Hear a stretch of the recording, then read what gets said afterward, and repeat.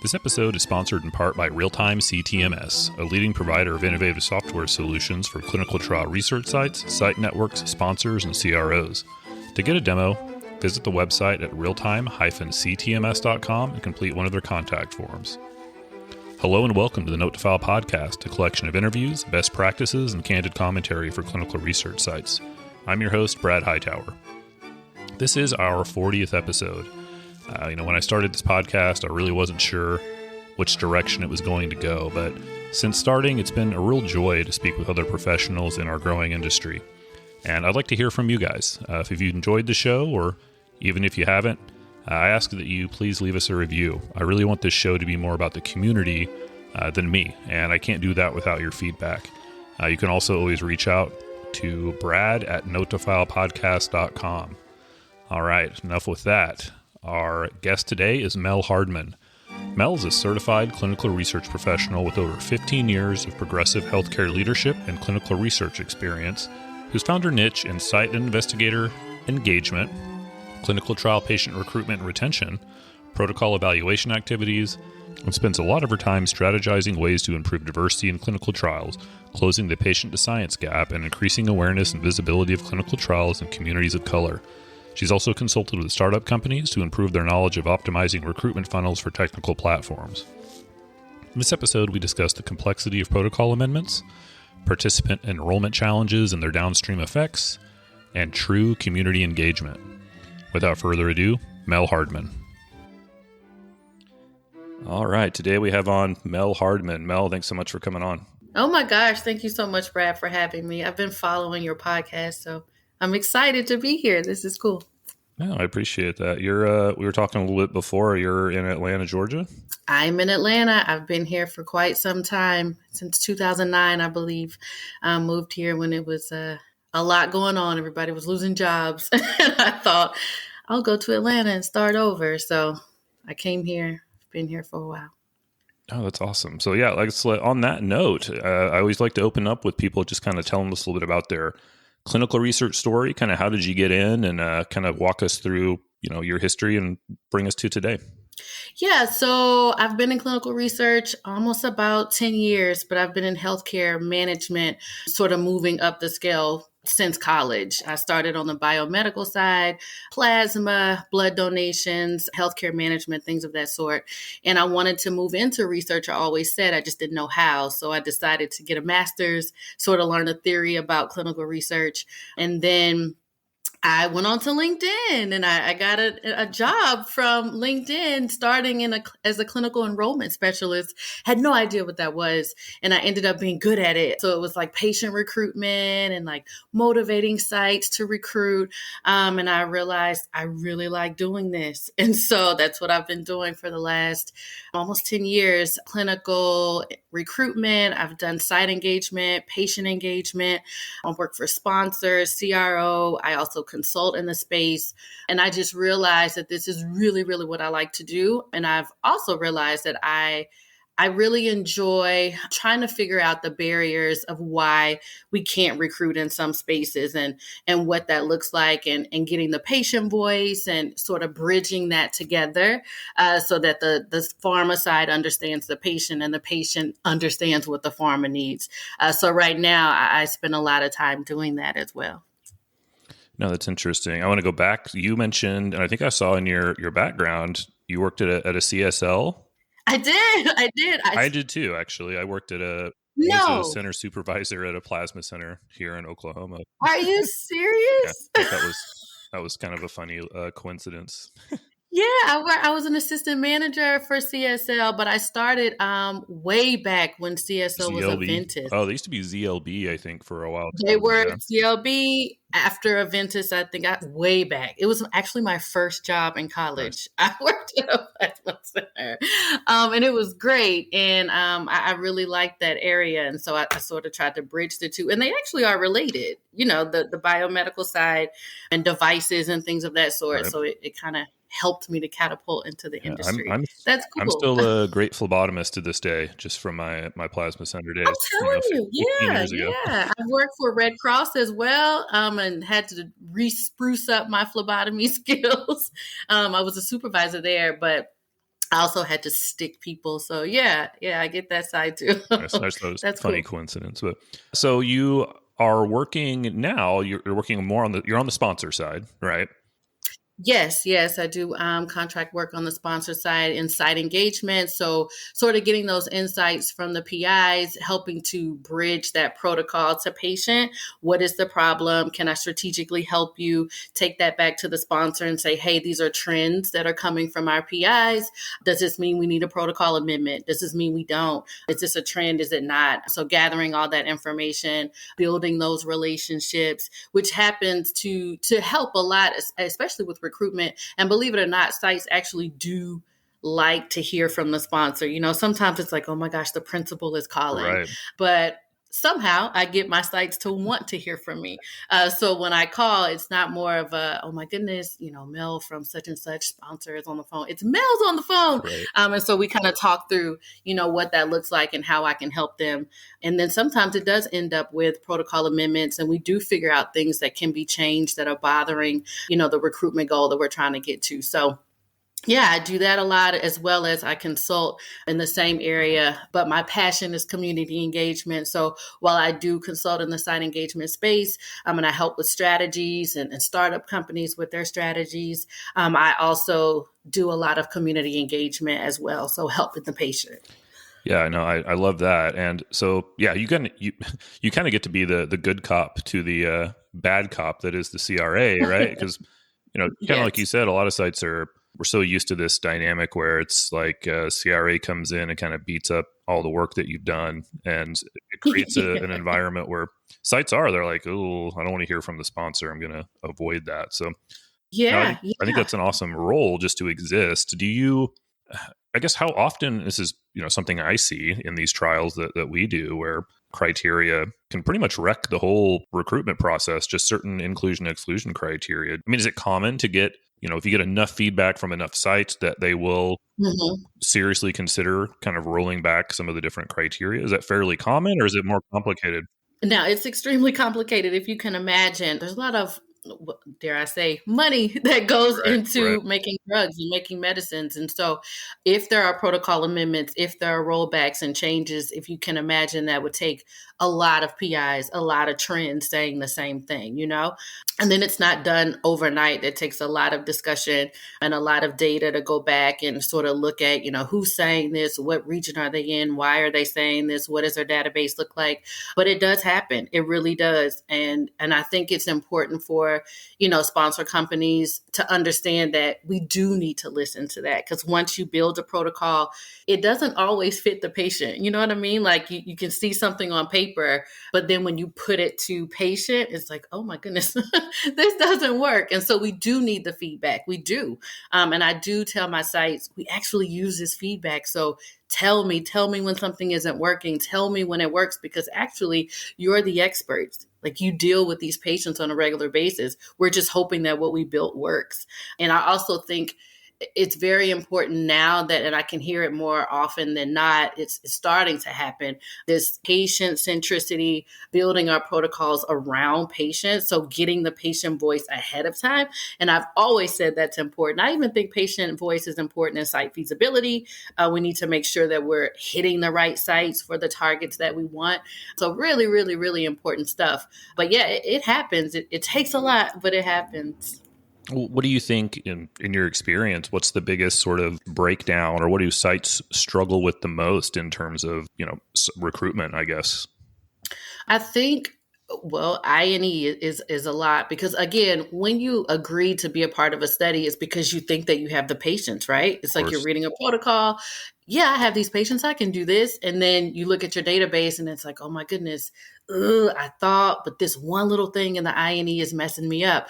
And so then you run through your database, right? And then you're out. So if we're not having a study that has maybe referral help, or enough money to help with local advertisement, I would have to say that would probably be one of the top concerns I get from sites is, I don't have enough budget. If I had enough budget, I could go out and do my own local ad. I could go out and do my own campaigns. I could bring in the people that I know work for me, and it'll work. But, sometimes we have those restrictions where it's just what the sponsor says, or, what the CRO is saying, that we're going to use these vendors. and it works as a majority, but it may not work for certain sites and they want their own thing. So negotiating those contracts is extremely important and probably is a top barrier for recruitment is the amount of money and where those patients are coming from. Yeah, and I think it's interesting. I mean, like you kind of hit on a lot of points because it's a big picture thing, right? It's all these little parts that come together. If you're a site, you look at a protocol and your experience and your PI's experience tells you, yes, we have a lot of these patients, right? Even maybe your data analytics tell you, yes, we have a lot of these patients. But then when you actually start working through the protocol, you're like, well, crap, I did not anticipate this, maybe one small inclusion exclusion criteria. And you're right. You'll go through your whole patient database and then you just kind of throw your hands up in the air, especially once you know, if you didn't negotiate in something into your budget, you've just done a bunch of work. You're not going to get compensated for it because you didn't enroll any patients. Yep. And then the morale kind of goes down.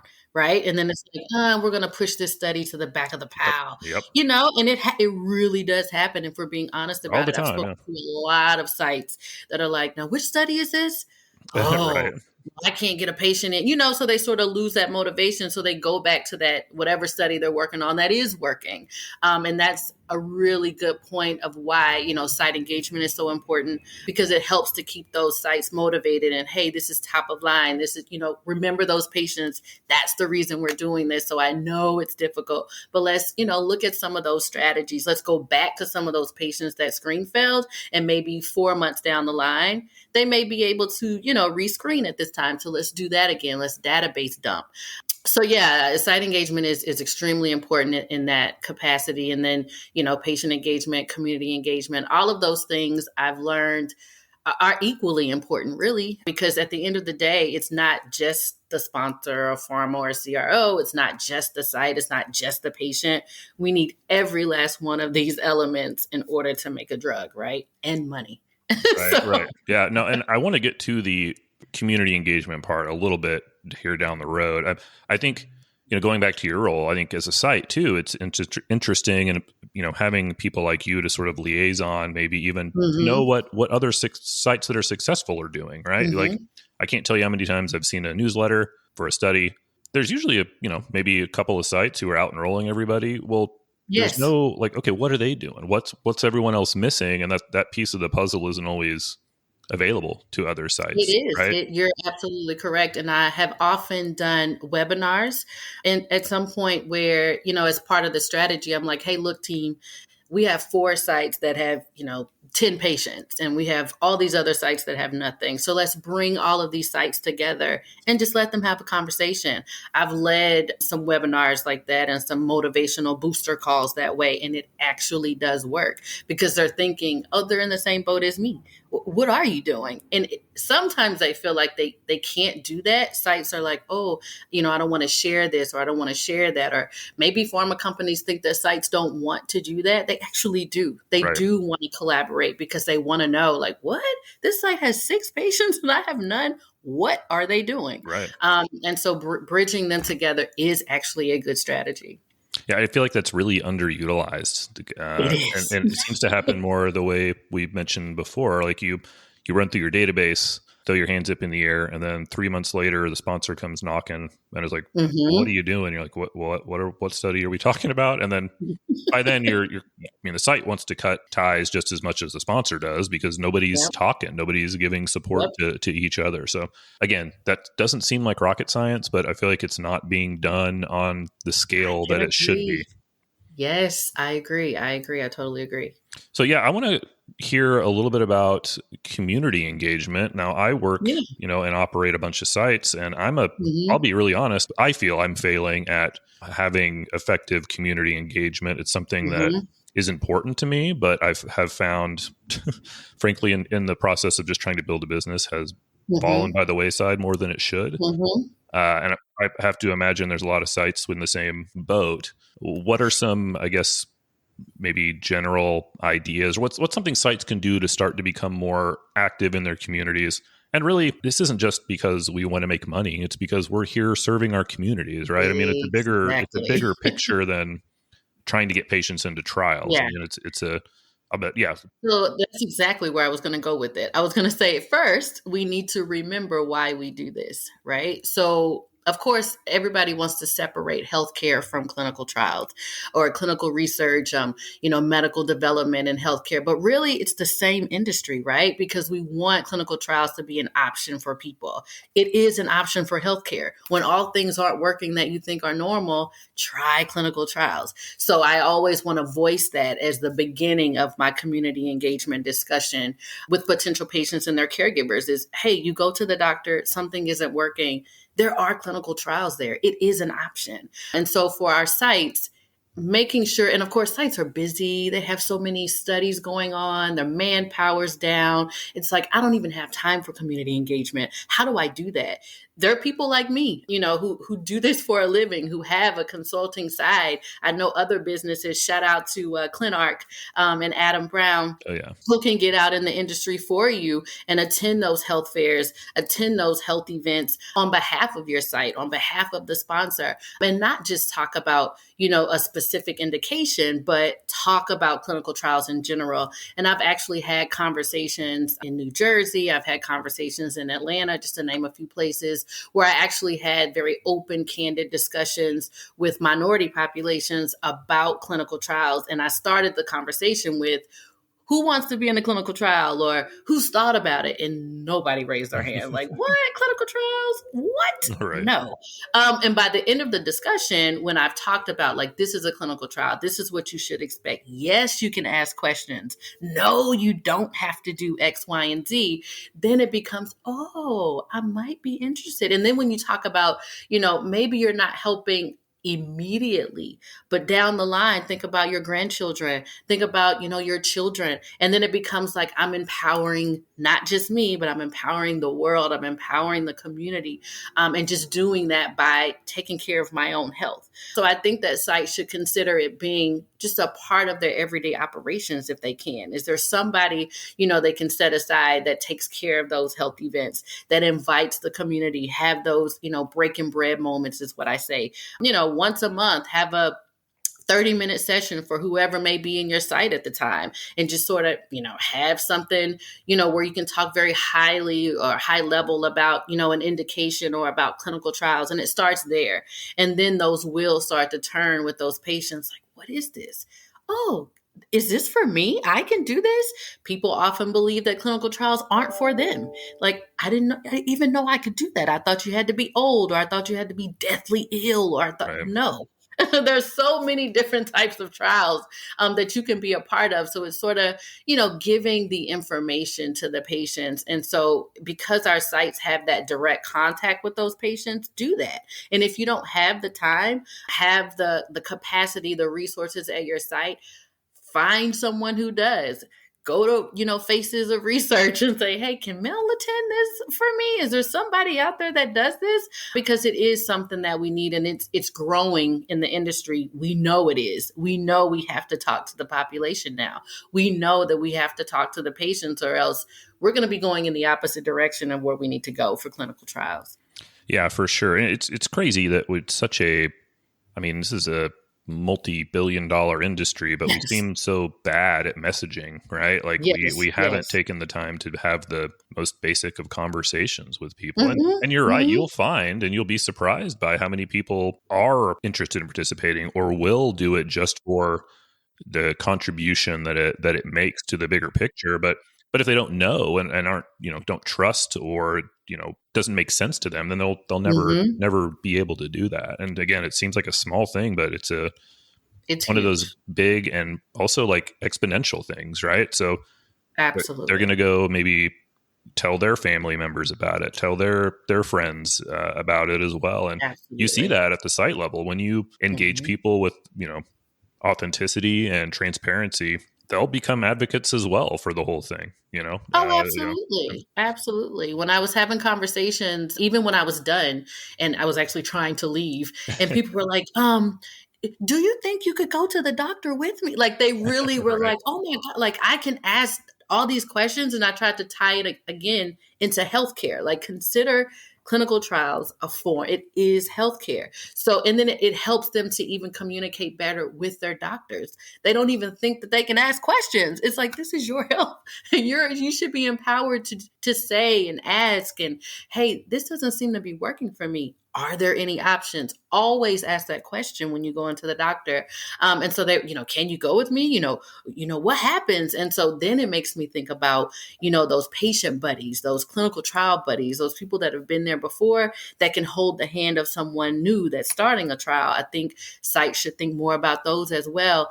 And that's another way to engage with the community and just say, hey, do you want to give back? Do you want to volunteer? And for someone who's been in a clinical study, who might have been very ill and didn't think that they had an option and it worked for them, imagine them wanting to help other people. The resources are there. We just have to sort of think outside the box and band together and stop thinking it's site versus sponsor versus patient. No, it's actually site and sponsor and patient and CRO. And you know what I mean? There's a difference. It's not or. It's really and.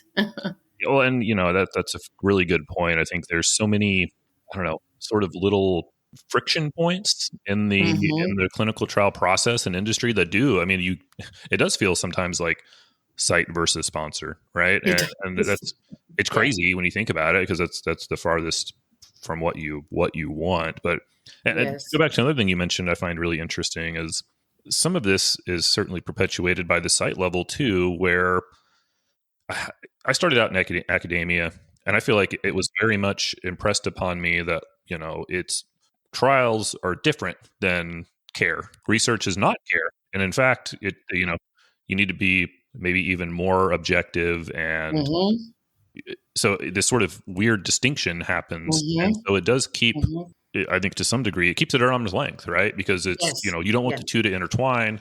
There's, at least perceived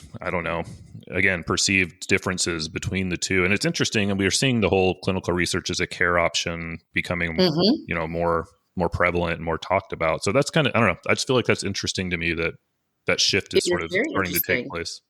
And then academia in itself is interesting. So there's a lot of red tape there and a lot of things that are a little bit different about academia when you think about research. But if we just really think about the bottom line and why we're doing this, it's because we need to help everybody, the community. This is public health. We're trying to make better care options, better drugs, better devices for patients. So if they don't have options anywhere else, maybe they can try a clinical study, right? And I think it's just important that patients and the community feel like it's not just a money game, because you hear that a lot. Right. Oh, you guys just want to, I'm just a number. No. And I find that sites that I work with who actually have a relationship with their patients that's not just a transaction relationship, but they really have a relationship with them. Those are some of my highest enrollers because they know their patients. Their patients feel comfortable coming to the site, even when they have some of those long screening visits that they can, some sites or some studies do have. The patients are okay. And I'm asking, what is the difference? I have some sites that are like, what? 5 hours? And then some patients are like, 5 hours. Oh, I love being here. And it's the difference is how they're perceived at the site. What is that patient retention that's happening at the site level? So it does make a difference. No, that's just it. I think it can be sort of a nuance that goes unnoticed. But, I say this all the time, we're asking a lot from these participants. They need to want to come see you, and whatever that means to help create that environment. And a lot of times you get to know these people, all kinds of things about them. They know things about you. You're just, again, creating that relationship. You're right. It's not transactional. And I think that can be, tough, again, especially if you're trained on a more academic side, where it's seen as academic, it's seen as clinical. It's not pitched as being a relationship based, but frankly, it's, I think it's better for everyone when you take that relationship approach versus, purely it's pure science, quote unquote. Oh, absolutely. I mean, they are giving us their time. They're giving us them, actually. And they don't have to do it. So even if you think about it at that very elementary level, which actually isn't even elementary, even that, they're giving up their time to help themselves, to help research, to help the world. So it should be more than this is subject 121. this is Mr. Hightower. Hi. At least that, at the very least, put a smile on your face. Right. It's so elementary. It's not rocket science, but you really do have to remind sites, like, say hello, call back, answer the phone. They're scared. They're nervous. Some patients have never done this before. They're worried, Right. and it's our job not just to do the research part, but there has to be some sort of bedside, it's going to be okay. That's part of consenting. Like, hey, this is what's going to happen. We're going to do our best to take care of you. Those are just the basic principles of research. And it includes making sure that humans are treated fairly and they're treated, with respect, a respective person. So that's our basis as clinical developers. That's what we're supposed to do. Yeah, no, I could not agree more. To switch gears a little bit, something else I kind of like to ask, all our guests is, what are some maybe, tools or resources you use in your job to just sort of be the best you can be? I'm all about, what can we learn from each other? What sort of things can we take away and maybe integrate into our own daily lives? What's maybe something that, near and dear to you? Well, number one, I would probably say never take for granted networking and using expertise from other people to put into whatever it is that you're doing. Take a site perspective as a sponsor. Take sponsor perspective as a site. So don't live inside this box of this is what I do, so nothing else can really penetrate what I do. Not at all. For me, my tool is networking. What I have in my brain comes from so many different people, from pulling from so many different experiences, and then trying to see where it fits for me. It works, right? Because now I have more than just this one-dimensional view of things. I have a huge view of things. I can see it from so many different perspectives. And I think if we can learn, especially in clinical trials and in research and in healthcare, the ability to sort of prioritize escalations and prioritize, at the end of the day, what are we trying to do? And so I definitely, and this probably sounds lame, but I'm one of those people that make lists during the day to check them off. And like, what was most important? Where did I end my day yesterday? And then what do I need to do at the top of the day today? And I use those lists in OneNote. I love OneNote. If anybody else likes OneNote, shout out. I love it because you can search for things. Sometimes I forget, like, what was I saying? And I know the topic was, snowbirding. So I can search snowbirding and then I can remember, it was this site. I was talking to this person. So OneNote helps and networking helps. And I think, just listening and having, just an open mind. We have such a wonderful tool sitting on top of our heads. And sometimes we close off information and we shouldn't do that. And because once I found it, Faces of Research, part of that was to gain information and then spit it back out to the parties that need to hear it, right? So when you don't have time, you can't do this, but there's so many different avenues and untouched and untapped territory. I want to touch that. And I want to do that with the information that has been given to me. So I would probably say my number one tool is people, networking and using your head. Yeah, I love that. I think you don't have to do it all, but if you can rely on other people's experiences and sort of consolidate that, and then it opens up your perspective, right? Yes. I mean, it's just like you said, I think it's easy for us, to get so micro-focused sometimes on things. And then if you can remember to stand back and keep a grander perspective of what it is we're doing, then a lot of things fall into place a lot more easily. And that can be, sort of hacked by learning from others and being able to take their experiences and sort of synthesizing that into what you do. So I love that. And frankly, it took me way too long to learn that. I agree. As somebody who's kind of introverted, it took a while. And it takes practice too. You got to get yourself comfortable with putting yourself out there. And absolutely. Those connections. Absolutely. It definitely doesn't come easy. I guess it's easier for people who may be extroverts or who, are always like oh, I want to know. But it's definitely a good skill, and not just in clinical research or healthcare, but everywhere. There's so many different people. People have so many ideas. And again, and this leads all the way back to like diversity, which is the topic of everything everywhere. Diversity is necessary in so many areas, in so many things, in everything. Different people, different perspectives, just differences. Differences are good. If you can imagine hiring a staff of the same people, just one Brad Hightower everywhere. No, that's frightening. That's frightening. And I think you're awesome, Brad. But can we add a Mel? Like, can we add someone else?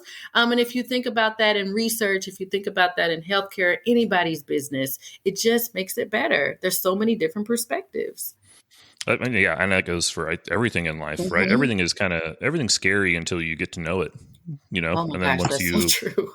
once you get to know it and you realize, oh, Yeah. this is just another thing, and it's just different. It's not better or worse. It's a different perspective or a different thing. And again, I think that's just an important trait in life. Even people. Yeah. Exactly. It's true. Yes. Well, Mel, where can people find you online? Oh, sure. You can go to LinkedIn, find me under Mel Hardman. You'll see founder of Faces of Research. You can find me at www.facesofresearch.net. You can reach out to me at mel@facesofresearch.net. And then I'm also, I think maybe on Facebook, but that's not business related. Let's go make sure that we'll put all your contact info in our show notes so people can find you and bother you, help them with their community engagement. Yeah, I'm here for it. Anything else before we go? No, this has been great, Brad. Thank you so much. You guys, please reach out if you need anything. I'm also on my doctoral journey, so I'm excited about that. There's a lot of healthcare and sort of clinical trial background that's going into my research, so I'm looking forward to finishing that out in the next 11 months. So maybe we'll talk again after that's over.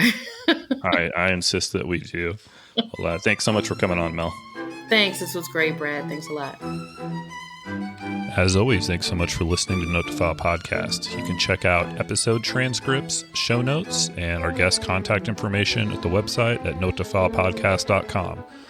Please make sure to take some time and leave us a review. Thanks so much.